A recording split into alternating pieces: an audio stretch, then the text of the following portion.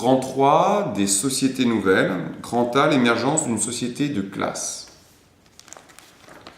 Entre 1850 et 1914, c'est une véritable société moderne qui émerge en particulier dans les grandes régions industrielles et urbaines d'Europe de l'Ouest, mais également aux États-Unis. Cette société est plus complexe dans sa composition socio-culturelle que ne l'avait jamais été dans l'histoire, plus riche et plus inégalitaire, mais aussi plus urbaine et plus cosmopolite. Cette société est plus complexe dans sa composition socio-culturelle qu'elle ne l'a jamais été dans l'histoire. Elle est plus riche, mais également plus inégalitaire, mais aussi plus urbaine et plus cosmopolite. Il s'agit donc de la mise à mort de la société d'Ancien Régime. La mise à mort législative avait été opérée par la Révolution française, mais la noblesse avait gardé une domination psychologique et sociétale sur un ensemble composé essentiellement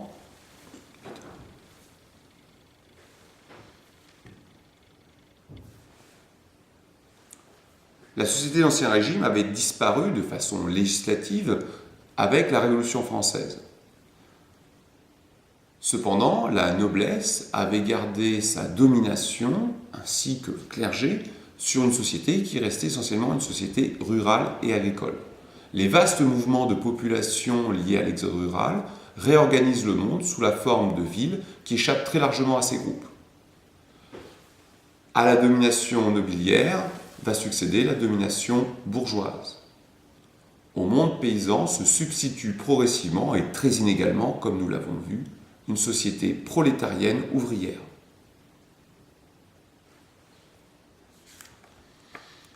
La société moderne se caractérise par une société beaucoup plus complexe socialement. Les individus y sont bien plus autonomes que dans les sociétés traditionnelles qui privilégiaient les hiérarchies et la stabilité et sont d'abord déterminés par leur fonction au sein du système de production. Direction, encadrement, surveillance ou production, qui établit donc une nouvelle hiérarchie. Ces grandes fonctions se regroupent en quelques classes sociales qui se sont substituées au cours du XIXe siècle aux anciens ordres des sociétés pré-industrielles. Au sommet de la société se trouvent ceux qui encadrent et dirigent.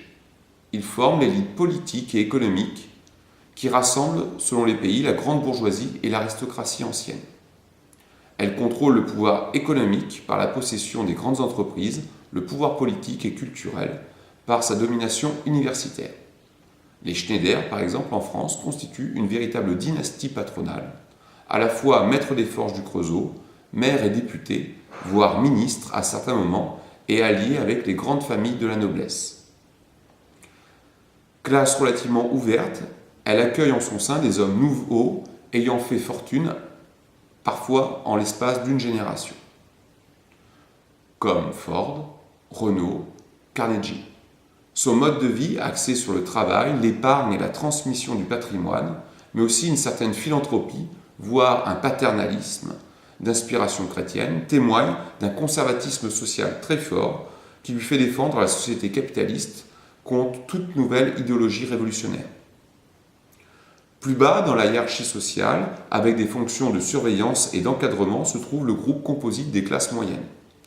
Autrefois essentiellement composé d'artisans et de commerçants indépendants, il est de plus en plus composé de salariés dont la société moderne a besoin. Ingénieurs, employés de bureaux, fonctionnaires de l'État. Il s'agit donc de gens appartenant à la sphère publique ou à la sphère privée. À noter que la sphère publique, jusque-là quasiment absente, se développe à un rythme très rapide afin d'assurer l'encadrement de ces sociétés modernes. Vivant comme les ouvriers du salaire qu'ils perçoivent, ils s'en distinguent cependant par des revenus plus élevés et diversifiés. Leur mode de vie tend à vouloir ressembler à celui de la grande bourgeoisie. Effectivement, ils cherchent à se rapprocher du mode bourgeois dans leurs loisirs, leur apparence vestimentaire ou leurs idéaux politiques, qui tendent vers une certaine forme de conservatisme.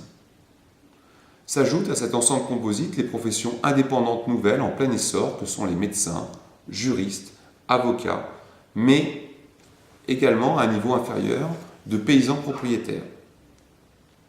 Le poids de ces classes moyennes va croissant, mais leur destin est varié. Le monde de l'artisanat et du petit commerce en particulier subit la concurrence grandissante des grands magasins et du commerce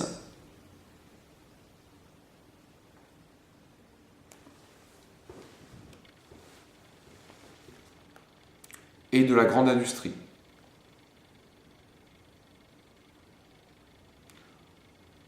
Enfin, tout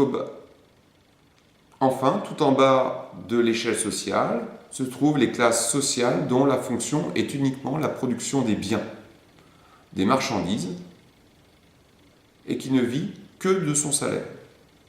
Ce sont les ouvriers, plus ou moins qualifiés, les petits paysans, fermiers et métayers. Peu payés et vivant dans la précarité constante, ils n'ont presque aucune chance de s'élever dans la hiérarchie sociale. Leurs valeurs sont beaucoup plus collectives que celles des autres classes, car leur fonction les contraint très souvent à dépendre d'autres ouvriers, comme eux, pour assurer la survie de la cellule familiale. Ainsi, la solidarité et les luttes collectives expriment leur force et marquent leur identité spécifique. Reléguée aux marges de la ville, en banlieue ou dans les quartiers pauvres du centre, cette masse ouvrière, de plus en plus déqualifiée par l'essor du travail taylorien, s'éloigne du monde de l'artisanat dont elle provient pourtant en large partie.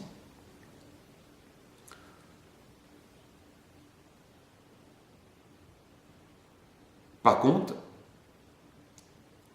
elle intègre, à l'inverse, de très nombreux paysans privés de leurs terres par l'expansion de la grande propriété et la révolution agricole. L'exode rural fournit donc des bataillons toujours plus nombreux de main-d'œuvre corvéable à merci. Dans les années 1890-1900, elle finit par constituer une classe sociale relativement homogène, la classe ouvrière. Dotée de ses propres valeurs, travail, solidarité, socialisme, de modes de vie et de culture particuliers avec des lieux emblématiques, le café, l'usine, la guinguette.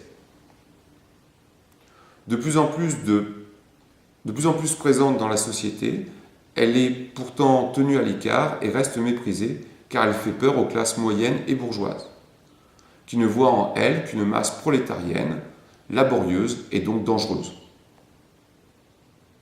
De fait, ces prolétaires sont souvent en contact du monde des exclus, marginaux divers, mendiants, voleurs et prostituées. Ces prolétaires peuvent être happés par le bas en cas de crise économique grave. Conscients de cette possibilité de déclassement, ils se tournent de plus en plus massivement vers des théories révolutionnaires remettant en cause l'ordre établi.